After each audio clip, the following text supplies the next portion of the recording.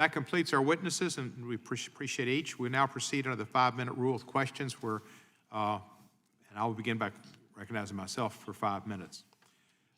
Judge Newman, why do you propose making municipalities liable for the acts of their employees in constitutional tort cases as part of a solution to the problems as you see posed by qualified immunity doctrine? We can't hear you. You unmute? It's to start my time over. Start my time over. You hear me now? Yeah, we can hear you now. Yeah, Marcel. Okay. I propose it for 2 reasons. First, I think it's the right thing to do. I don't see why employers should be liable for every tort except a constitutional tort. And my second reason, quite relevant to this hearing, is, let me begin by answering it this way. As your witnesses have indicated, qualified immunity is a highly controversial topic. You know that, and that's why you're having your hearing. If you create municipal liability, you substantially diffuse the problem of qualified immunity and increase the chances of both having an effective remedy for the violation of constitutional rights, and indeed increase the chances of passing a bill. With qualified immunity so controversial, I think the chances of modifying it are very low. You all would know that better than I do. But I urge employer liability coupled with suit by the United States, both to diffuse the controversy. If you did that, you don't even need qualified immunity. Indeed, as I pointed out, you don't even need police officer liability, which ought to find common ground among the police, because the plaintiff would sue the United States, would sue the city, and the United States could bring the action.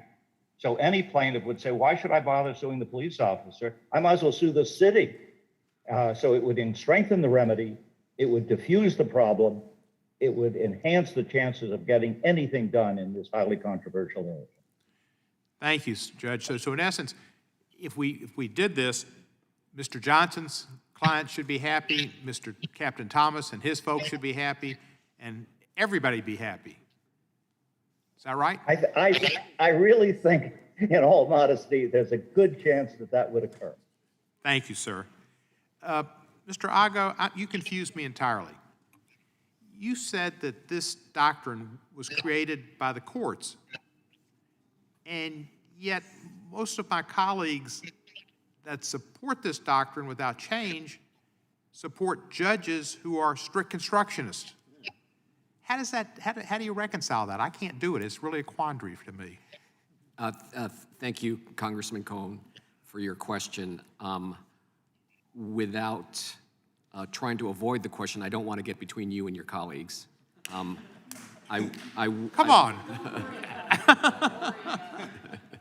I would say I'm talking about my colleagues in the Senate.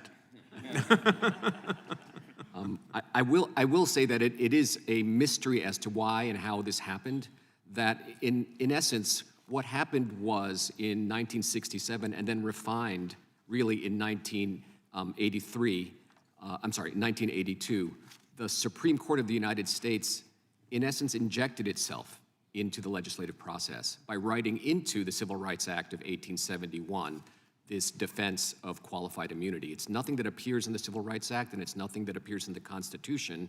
And now is the opportunity for this Congress to effectively say that the Supreme Court should not have done that, especially when there are members of the Supreme Court on both sides of the political spectrum that are troubled by qualified immunity. Thank you, sir. Professor Reinert, can you please help us with how the relevant legal history, which we kind of discussed there, does not justify importing the defense of qualified immunity into 1983? What's your thought about that? Sure. Just to elaborate a little bit, what the Supreme Court did that was so wrong was it said in the 1967 case that it would assume that the common law immunities that applied in 1871 would be imported into the Civil Rights Act. Now, that was wrong for 2 reasons. One was there was no common law immunity that looks anything like the qualified immunity of today. That's error number 1. Error number 2 is the Reconstruction Congress in 1871 said, when it enacted the statute that's the precursor to Section 1983, says we don't want state law interfering with this right. They said it in explicit language. So there's two reasons that the Supreme Court went off on the wrong road to announcing this judge-made doctrine of qualified immunity, which is not constitutionally required, contrary to my friend Mr. Johnson. It has nothing to do with the Constitution. It is simply an interpretation of a statute, which is erroneous.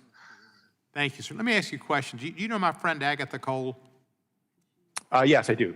Well, she's made herself distinguished. She wrote the amicus brief in West Virginia versus EPA, and I was very proud of her for doing that. And she invited me to your law school, and I appeared there before your student body one time, but she's a star. Yeah. She was a wonderful student of mine, so. Well, she learned, she owes it all to you then. Thank you, sir. I want to ask unanimous consent that we enter into the record a statement from the Constitutional Accountability Center and a statement from the Major Cities Chiefs Association. Without objection, it will be done.